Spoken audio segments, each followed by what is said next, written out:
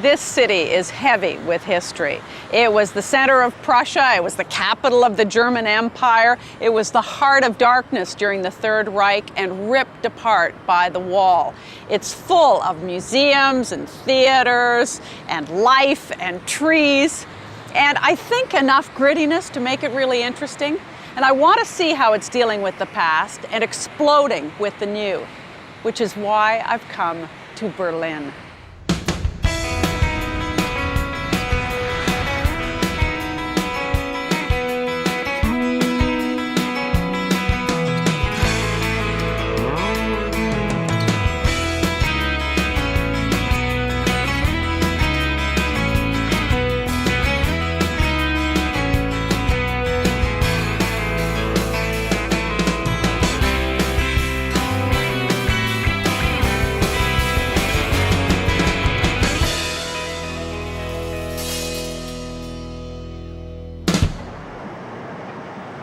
If there were just one word to capture the essence of Berlin, that word might be iconic.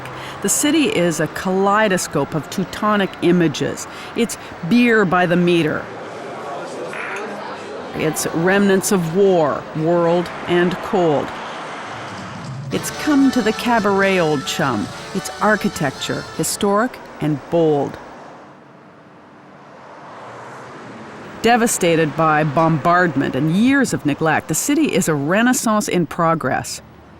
The Reichstag is a masterpiece of German architecture. It was destroyed during World War II. It's being rebuilt, is now the home of the parliament of the unified Germany. What's new is the beautiful dome on top, which was designed by the famous British architect, Lord Norman Foster. You can actually climb up in there and look around, get a good view of Berlin, but the lineups are unbelievable, which is why I'm down here and not up there in line.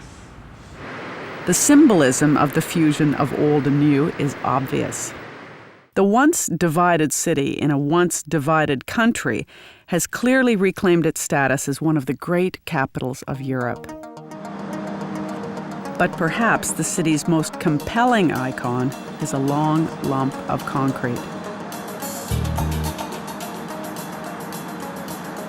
This is the longest remaining section of the Berlin Wall. It goes on for about a mile. It's known as the East Side Gallery because of all the fabulous graffiti works of art that were painted in 1990 by over 100 artists from 20 countries. Some of them have had to be redone because they've faded or chipped away over the years. And you know, you can still buy a piece of the wall. Gigi has a business selling pieces of the wall. Where'd you get these pieces? Where? Where? Yeah, you break them down yourself? About 2 kilometers that direction by bird. So, yeah, I chipped them up all by myself. How do you know it's real wall? Look, over there, the big piece, you can see exactly the point. You've got pictures. In the graffiti where the piece came from. But you got to be careful buying bits of the wall, don't you? I'm sure a lot of people made a lot of money selling pieces of their basement. Yeah. Seeing the wall is one thing, but this is where it really hits home, the human cost of living in a divided Germany and the courage and the ingenuity of the people who managed to escape to the West. There is a great story about this tiny little car. It's called an Etta. The East German border guards were really stringent about examining everything that came across the border. But in this tiny car, they managed to take out the gas tank, put in just enough to get across the border, and hide a body inside. And they successfully got across. Checkpoint Charlie Museum is an homage to daring great escapes.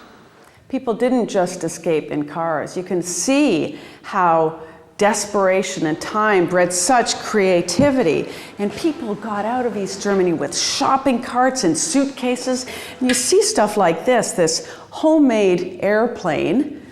Only the engine comes from a car, everything else made by hand. And this man got in this thing and flew across the border to safety in 1984. Not all were so fortunate. A short distance from the Brandenburg Gate, wooden crosses stand as a testament to those who died seeking freedom. That big ball on the barber pole behind me is the television tower built by the East Germans, known as the Eye of Ulbricht, who was the East German president because they felt he was always watching them. But what the commies did not take into account when they built this thing was the sun, because when it hits the ball, it forms a perfect cross. And it is known all around Berlin as the Pope's Revenge. On the plus side, the TV tower, or to give it its correct title, the Fernsehturm, offers a great panorama of the city. In the shadow of the tower, there is one more relic of the Cold War to see. Once upon a time, there were two men, Karl and Friedrich, who had this swell idea that people should share everything, but great on paper, not so fabulous on the ground. Now, of course, during the East Germany days, I would not have been allowed to come near standing on this statue. They sort of look like Statler and Waldorf now, don't they? But I guess you can see from the graffiti how most people take these two men and their ideas these days. Although, when the Chinese tourists come to town, they virtually pray at these statues because these men are still extremely revered to them.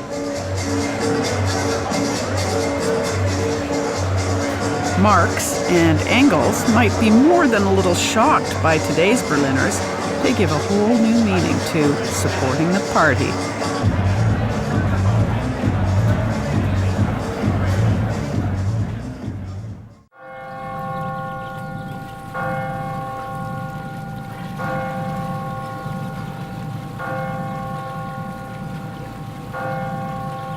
So Berlin is known as a party town, and I see this sign saying Polar TV. It's 9 o'clock on a Sunday morning, and wonder if the fun boys are still in action. Hello. Hi boys. Hi. Can I come in? Bouncers. This is some classy joint.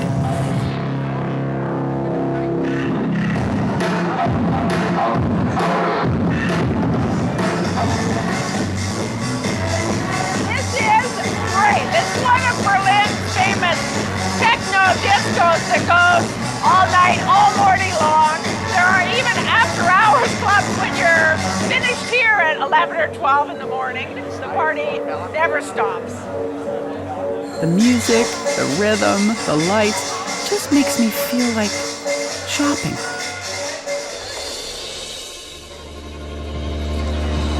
Now these are my people. Wheelers, dealers, bargain hunters, and browsers. Everybody looking for something. This fabulous flea market takes place every Saturday and Sunday morning in Berlin, and there's just so much cool stuff. If I only knew the value of anything, and what's real and what isn't.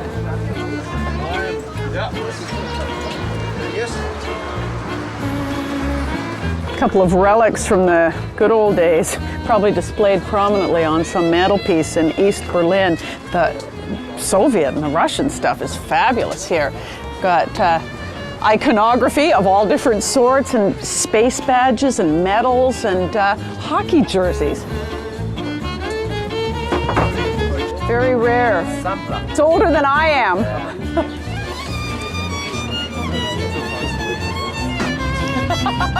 Hey, it's the used Lederhosen shop. Those are pretty snappy. Just for party clothes. How much? Yeah. This one, 110. 110 euros? Yeah. So expensive. If you will buy it new, you have to pay about 500 euros. Now that's attractive. Did Madonna leave this over from the Blonde Ambition tour, perhaps? Maybe. How much? It's 110. Oh, I think worth the price. Yeah. A little bird clock. Is it old? I think so, yes. Maybe. The bird doesn't look so old. I think I could use a little water feature in my backyard. What do you think? This horse fountain is subtle and attractive. I don't think Air Canada would mind if I brought it on as carry-on. What do you think? Or maybe this guy. Now he's got the right idea. It's time for a drink. All I said was, eine Bier, bitte. This is our special offer. This is called a meter. A meter of beer. And you can try all we got. This is the wheat, the dark, and the light. Okay. Wait. You start with this, maybe? That's really good. Yeah. Okay, so are they all the same? Yes. 1, 2, 2, 3, 4. 4 wheats. Now what's this one? The dark. Dark. Yeah. Okay. The light is a little bit sweeter, some kind of lager, I would say. It's good though. Yeah, you like it? That's fine. I think just bring me a gallon of this. Okay. And we'll be very happy. Okay. Ein Prosit. Yeah. This stuff's really good. By the way, I didn't drink that meter of beer, not because it isn't great beer, it was. But tonight, I'm off to the cabaret.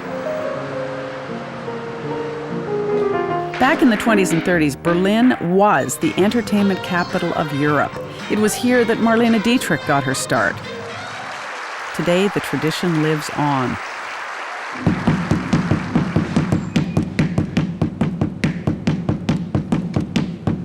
Meine Damen and meine Herren, Ooh, that I've was always very wanted good. to say that. Willkommen, bienvenue, welcome. And we're on stage at the legendary Winter Garden Theater. with I'm in awe. Charlie Fry, That's who is me. a star of the stage here. Oh, jeez. But he's a kid from North Carolina who performs in Vegas. What are you doing in Berlin? Boy, you just ruined my whole image right there. Jeez. Well, this is where we come for respect, actually. You know, over here, you're an artist. I'm a juggler. Back home, you know, you're a juggler. They go, you're a juggler, great. My kid's got a birthday party coming up. You know, that's like hiring Rembrandt to do your kitchen. But over here, you're an artist. Okay, juggling 101. Yep. Here it is. This is like chopsticks to the piano. Ready? I'm gonna throw first, though. Okay. 1, 2, 3. Oh, Yes! All right, ready? 1, 2. Oh, that's okay. We'll try this now. No, maybe not. A plate. Nope, probably not. Ready? 1, 2, 3. It's I'm getting supposed to so throw that close. and catch that one. Okay. I warn you. 1, 2, 3, 4. That's it. You did it. You get a medal. Am I ready now? Yes. This is so cool. You're a great teacher, and I cannot believe I can do this. Because, of course, I can't do this.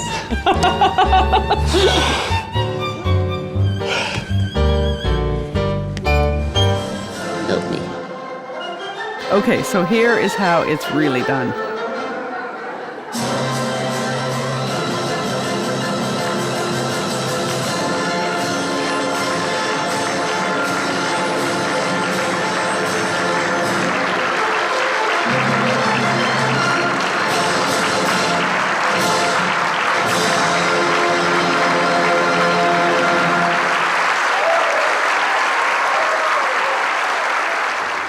Just in case you get the impression that Berlin is all beer cellars, it's not.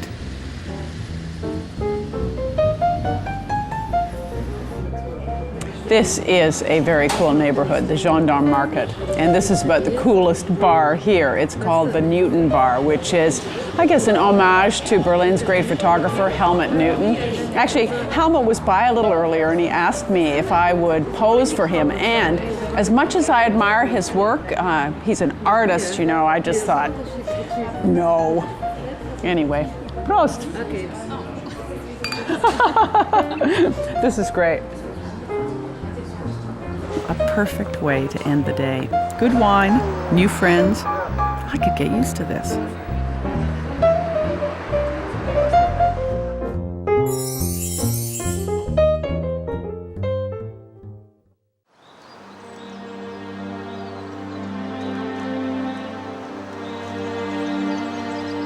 Throughout Berlin, reminders of war, especially the Second World War, are inescapable.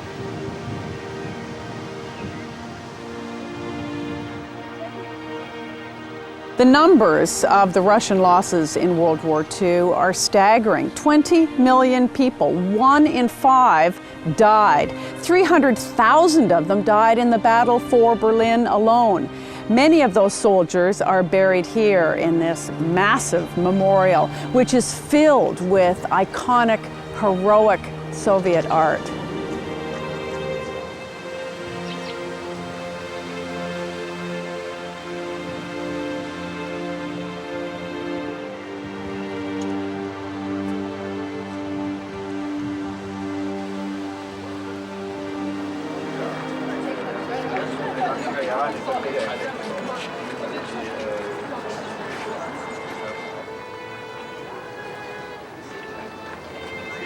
I've had the great good fortune to run into Brian Diedrich, who is the artistic director of the Edmonton Opera, but he moonlights every summer as a tour guide in Berlin, a city he studied in and loves. And so he's touring me here at an exhibit called The Topography of Terror. Explain where we are. Boy, we're right in the heart of what was old Berlin and the heart of Berlin during the Nazi era. And on this site right here were the two great buildings of the SS and the SA. And in 1987, when research was being done along here, they came across these cellars that we're walking in, which is where the initial suicides and tortures, interrogations, and executions took place. So in this building here, they prepared this whole exhibition of photographs known as the Topography of Terror. It's a memory for the Germans. They want to be able to keep track of what happened during that period and explain how in the world, the country that gave rise to Beethoven, Schiller, Lessing, the great authors, the great literature of its time, could have in such a short period of time become the center of the Nazi Third Reich. This is a rather macabre tourist attraction, if you can call it that, on this scruffy little patch of grass. If you dig straight down 10 meters from where we're kneeling right now, you will come to a 3-meter thick level of Nazi reinforced concrete. Right below us were the 46 rooms spread out over 3 floors of Adolf Hitler's bunker during the Second World War. And it was right here he committed suicide, he and Eva Braun? In the bottom level of the bunker, and after they committed suicide, the bodies were brought up and burned in the courtyard just right over to the right of where we're kneeling right now. Oof. But most Germans don't know where this is, and you won't find this site mentioned in any guidebook. There's no marker whatsoever. This is the much-discussed new Jewish museum, which was designed by Daniel Libeskind. And you wonder, how does someone design a building which shows the history and political and cultural influence of the Jews here while representing their absence?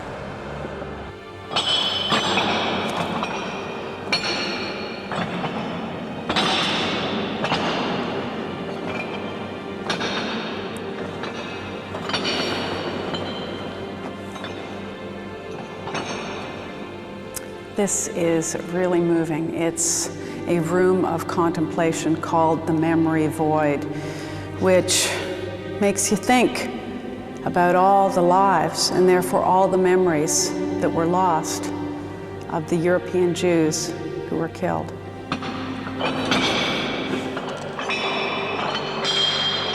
Before the Second World War, there were 180,000 Jews living in Berlin.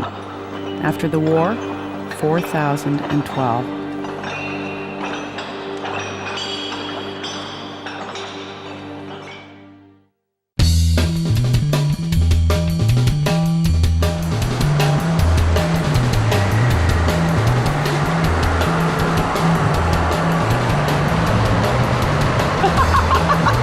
This is a riot.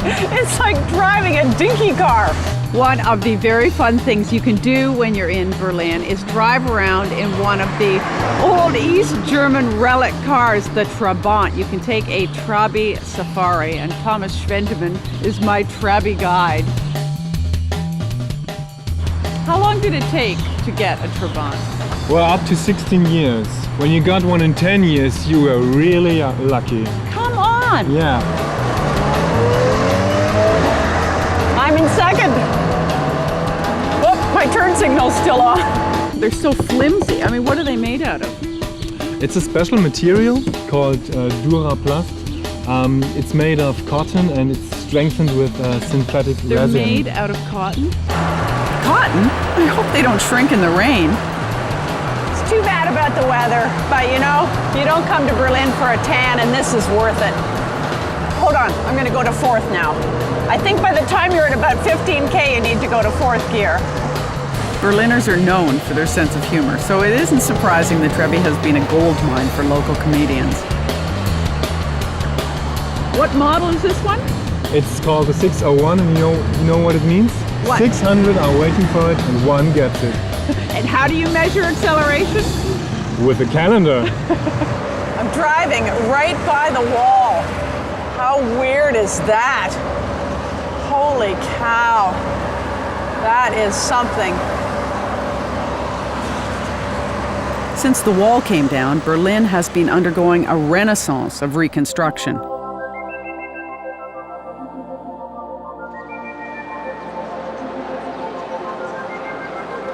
Years ago, there was nothing here. This was a wasteland. It was the no man's land between East and West Berlin. Now it is the center of the new Berlin. This is the Sony Center in Potsdamer Platz, and the design is fabulous.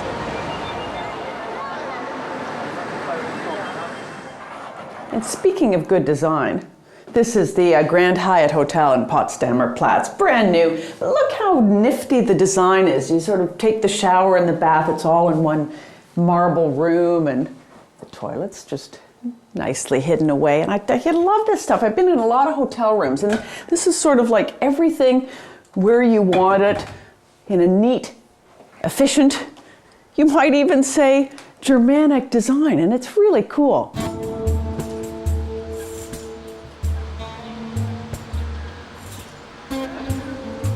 If you need a break and want to get away from it all, there is always the Tiergarten. This 500-acre haven in the center of the city is the perfect place to pause and reflect.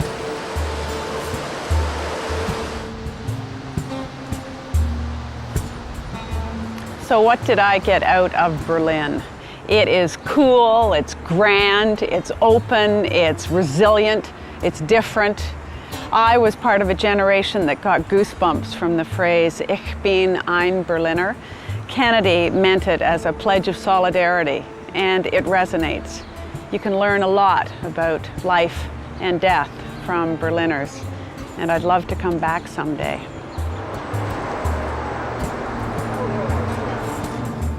Okay, Berlin, Dubrovnik, Dublin, Australia, Cook Islands, Lebanon, Morocco, Panama. Hello. Is it time for my flight? What are you talking about? You're in Toronto. Go home, you're finished.